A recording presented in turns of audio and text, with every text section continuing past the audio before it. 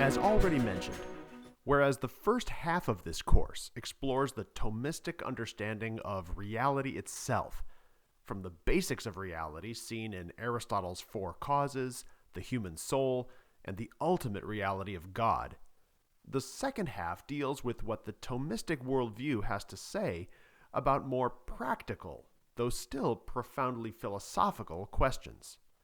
How should I live? What kind of person should I be? What are the most important things in life? How can I distinguish between right and wrong? As Thomas Aquinas would argue, these questions cannot be fully answered without some recourse to the speculative philosophy introduced in the first half of the course.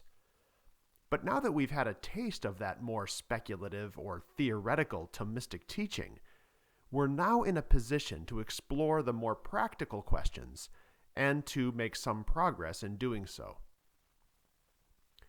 Questions about how one ought to live and the kinds of choices one ought to make pertain to the realm of ethics or morality.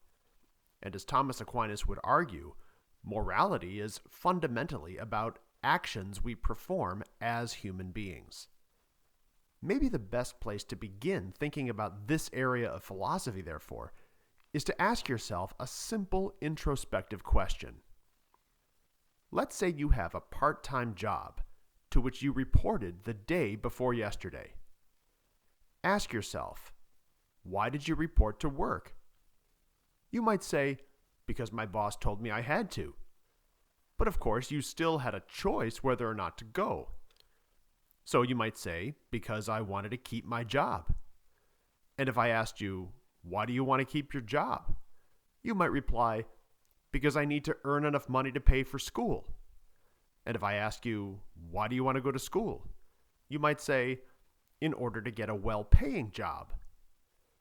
If I ask you, why do you want a well-paying job? You might respond, in order to have more freedom and be generous with my time and wealth.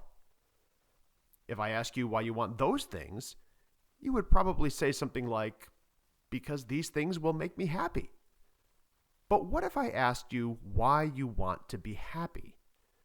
This might finally stump you. What would be the answer to this question?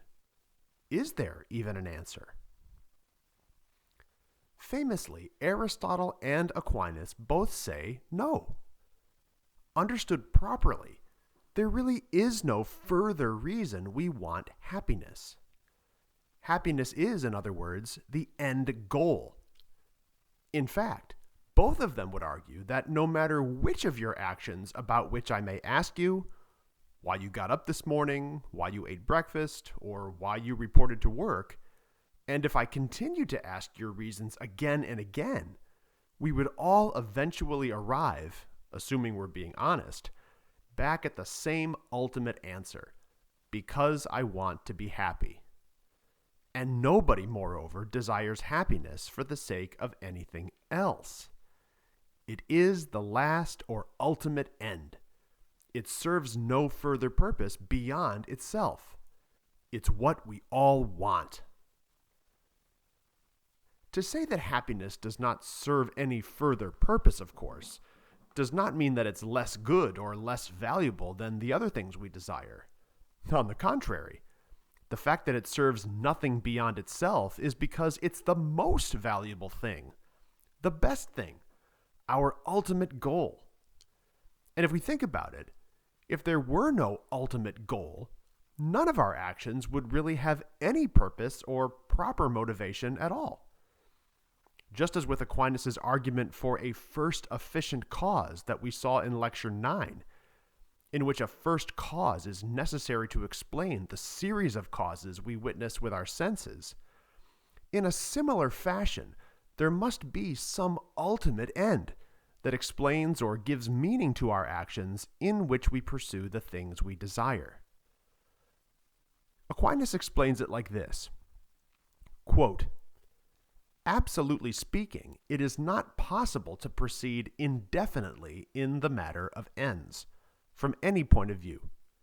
For in whatsoever things there is an essential order of one to another, if the first be removed, those that are ordained to the first must of necessity be removed also. Wherefore the philosopher proves that we cannot proceed to infinitude in causes of movement, because then there would be no first mover, without which neither can the others move, since they move only through being moved by the first mover. End of quote. Ironically then, when it comes to human actions, the last end plays the role of a first mover, or first cause. Whether I'm consciously thinking about it or not, the desire for happiness, my last end, is already at work even in the simplest, most mundane voluntary actions I perform. This, of course, doesn't mean that every action I perform actually leads to my happiness. Some actions I perform may, in fact, stifle that happiness to a great degree. It only means that, at the time of my action, and from some perspective, I'm sufficiently convinced, either rightly or wrongly, that whatever I'm doing will promote that happiness in some way. It's difficult to disagree with these preliminary observations. But as Aristotle states in his famous book entitled The Nicomachean Ethics, it is a little trite merely to say that happiness is our highest good or ultimate end. The colossal question still remains, but what does human happiness actually consist in? Interestingly, Aristotle's approach to answering this question is simply to begin examining what most people believe, either rightly or wrongly, about this question, whether with their words or, perhaps more revealingly, with the way they live. One common answer, Aristotle observes, is that happiness consists in wealth. Perhaps this is the most common answer in our own age, for nowadays, when we ask whether someone is successful, the measure of success is nearly always monetary. But Aristotle and Aquinas think this is wrong, and obviously wrong. Even those who seek after money more than anything else would have to admit, when pressed, that money has no intrinsic value. It can't be, therefore, the last end, that in which our happiness consists.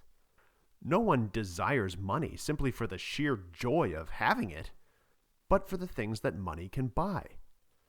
We buy food for the sake of nourishment, houses for the sake of shelter.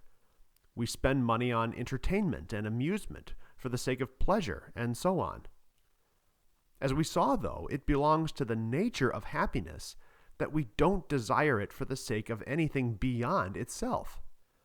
And so happiness, it seems, cannot consist in wealth. For very similar reasons, happiness cannot consist in power, whether political or any other kind for that matter. Like wealth, power is useless without reference to what one might use one's power to obtain. And so power, unlike happiness, is already oriented towards some good beyond itself. What about honor? As Aristotle and Aquinas understand honor, this simply means to be well thought of, or to be highly regarded. To be sure, being honored gives us a certain degree of pleasure. But if we look at it carefully, honor, like wealth, points beyond itself. People are honored for a certain excellence they might possess, whether as an excellent student, teacher, athlete, or just as an excellent human being. And even people who love being honored prefer to be honored by some more than by others, which itself reveals their truer or more fundamental desire to know that they are worthy of honor, which is a different thing from merely being honored. As Aquinas adds, this is also the reason why happiness cannot consist in fame or in glory. The most common belief about happiness is that it consists in pleasure. At least if we just observe, says Aristotle, the way in which most people live their lives. But when someone says that happiness consists in pleasure, we have to determine more precisely what they mean. If all they mean is physical or bodily pleasure, Aristotle argues that this answer can be just dismissed fairly quickly. As he puts it, in saying this, they, quote, betray their utter slavishness in their preference for a life suitable to cattle, end of quote. Aquinas adds to this that equating happiness with bodily pleasure is clearly wrong, especially as a definition of human happiness, because the nature of what the human being fundamentally is.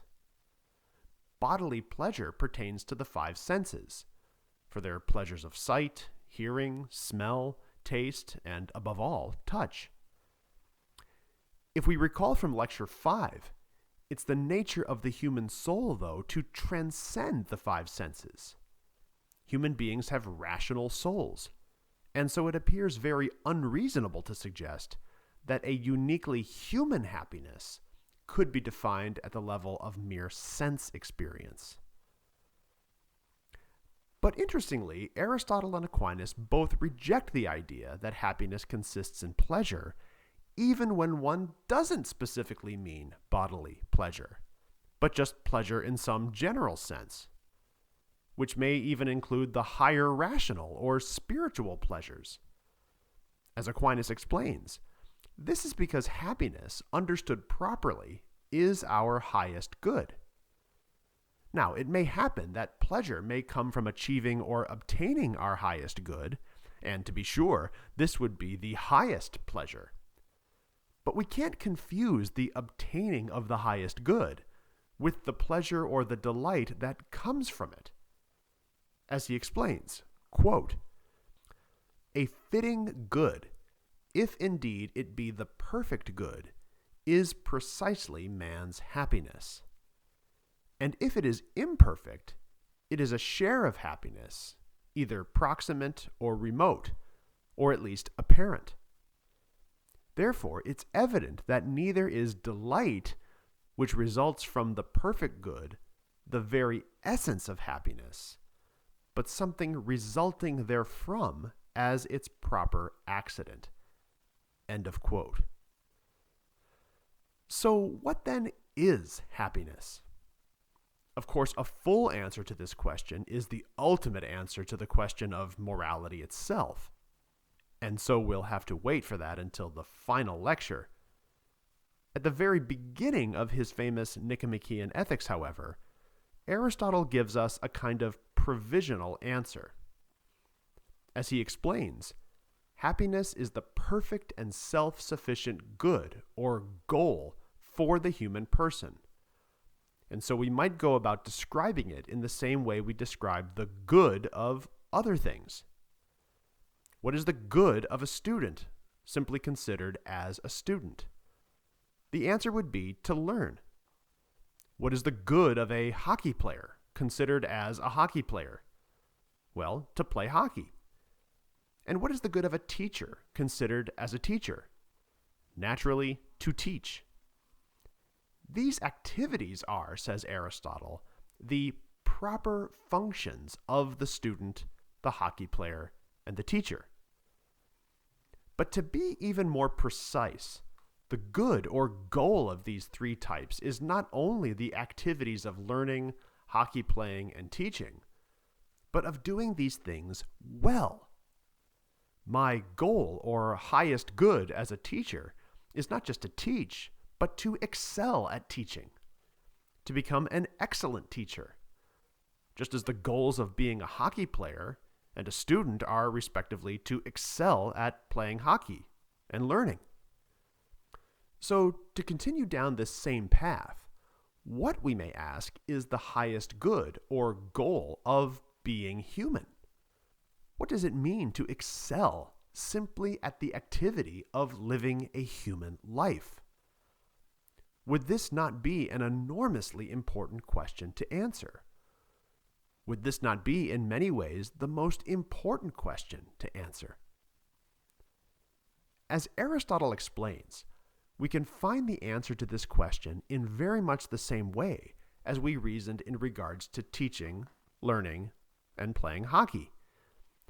namely by identifying the proper function or the proper activity of being human.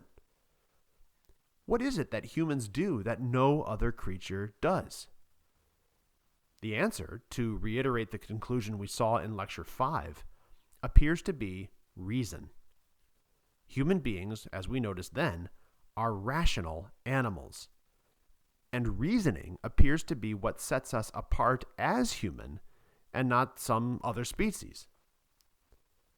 Of course, some humans, because of mental disability, disease, or just very young age, are not able to reason. But this is only due to the fact that they are underdeveloped or handicapped as humans, such that, with the problem removed, they would be engaging in rational activity just like the rest of us. No one, in other words, would consider it a defect for a bird or a rock not to be able to reason. And so, as in many cases, the mentally handicapped, infants, those in comas, are merely exceptions that prove the rule. So, if reasoning is the proper function of the human person, the highest good of the human person would have something to do with reasoning well. This would be, as it were, the excellence of the human person. Now here, Aristotle and Aquinas must make some careful distinctions. The word for excellence that they both underscore is virtue. And much of Aristotle's and Aquinas' moral philosophy, in turn, consists in a careful examination of virtue, a subject that will consume much of the discussion over the next lectures. This also leads to Aristotle's provisional definition of happiness as, quote, a certain activity of the soul in accordance with virtue, whereby virtue is understood as the excellent use of one's rational faculty. Whatever else we may say about it then, virtue appears to be an essential dimension of our highest good, our happiness as human beings. But here we must be careful to avoid a mistake. As both Aquinas and Aristotle warn, it would be a mistake simply to identify happiness with virtue. For if happiness and virtue were just the same thing, it would follow that those who are virtuous, who lead excellent lives, would automatically be perfectly happy by that very fact, which is clearly not true. As Aristotle observes, even the very virtuous cannot be happy under extreme suffering. And Aquinas even adds that, even taking suffering away, the life of a virtuous person only allows us to achieve what he calls imperfect happiness. Perfect happiness being something for which we depend on God. Again, more on this later in the course. As we turn from the outline of Aristotle's moral philosophy to that of Thomas Aquinas, yet another aspect of morality begins to emerge as well, one specifically related to the all-important role of God in moral affairs, namely, what Aquinas calls natural law. The term natural law does not occur in the writings of Aristotle, and yet the idea is rooted in what we saw earlier to be Aristotle's understanding of nature in general and human nature in particular.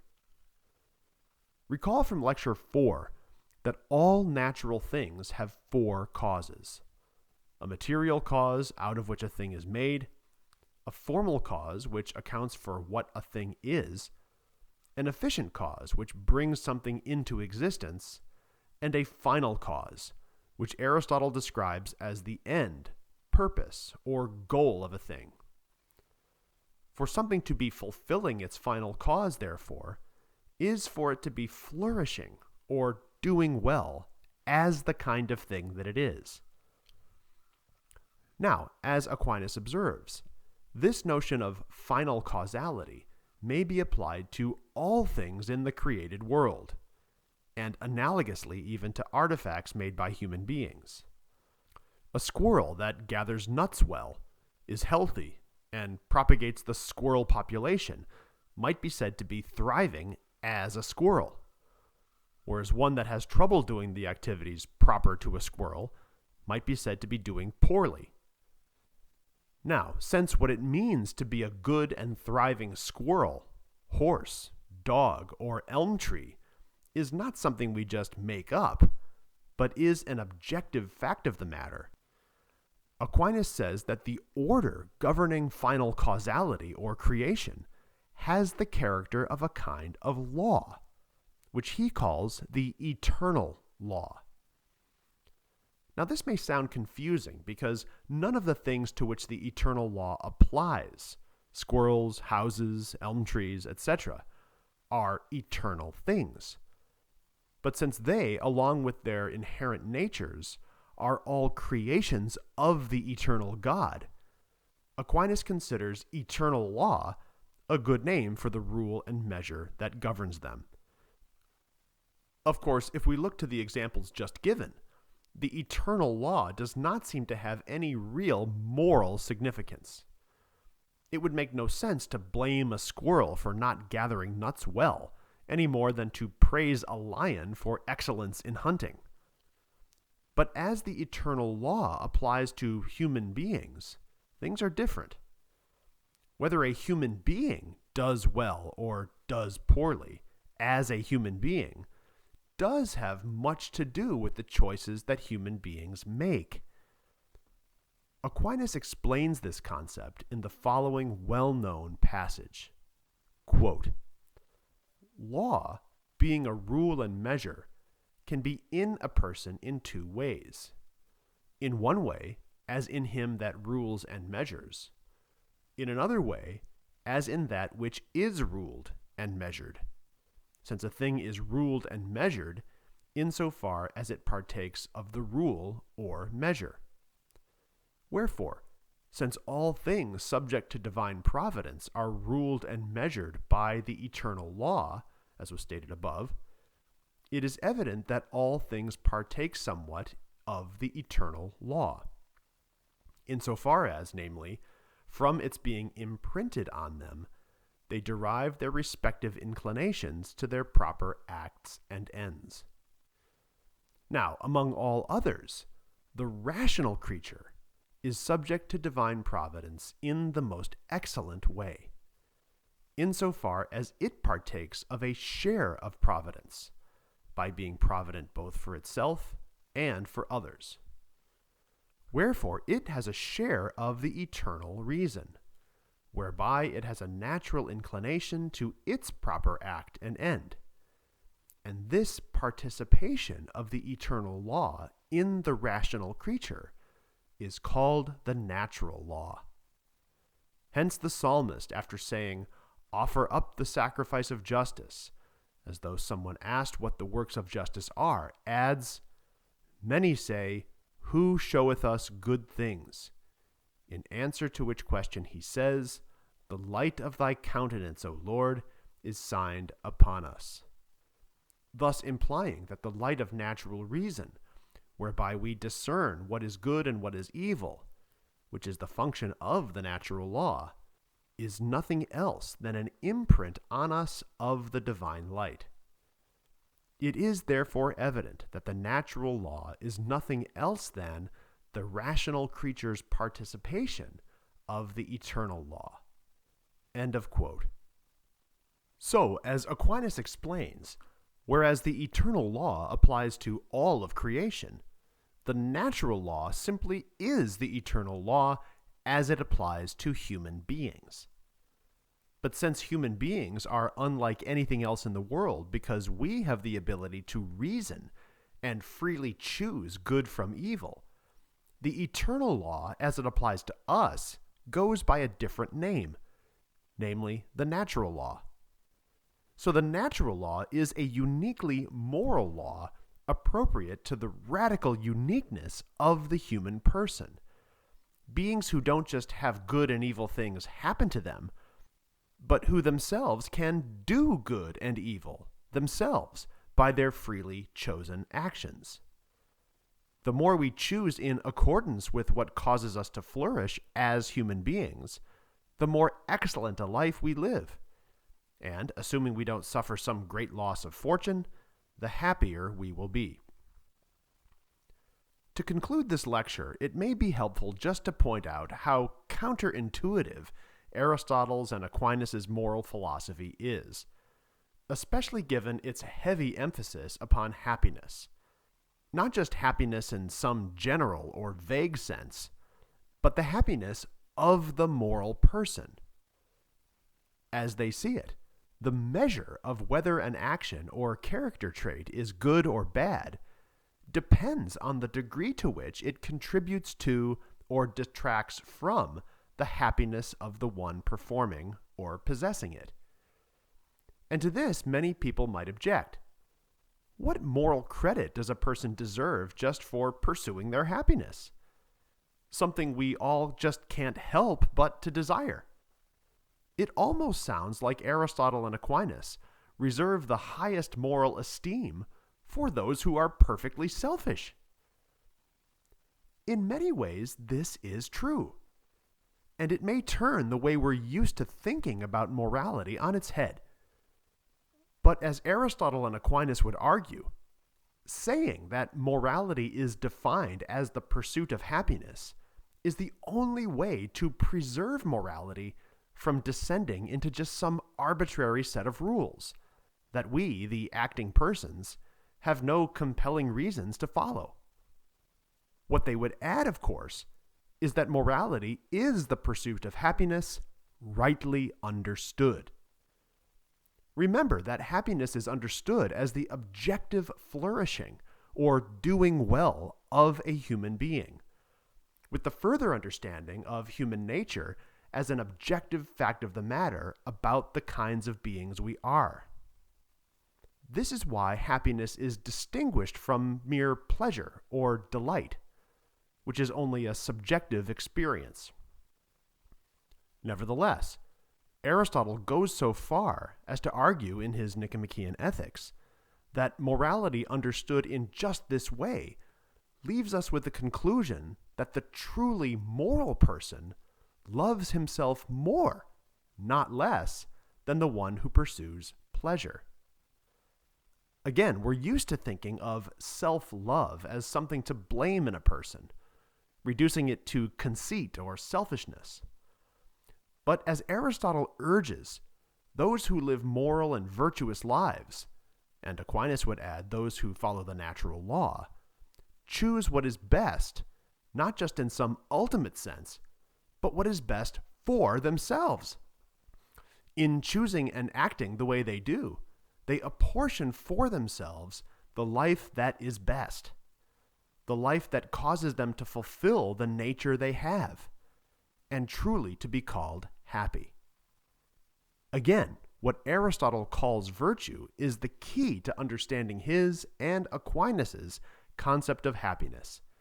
And so, over the next few lectures, we will be examining the notion of virtue in detail.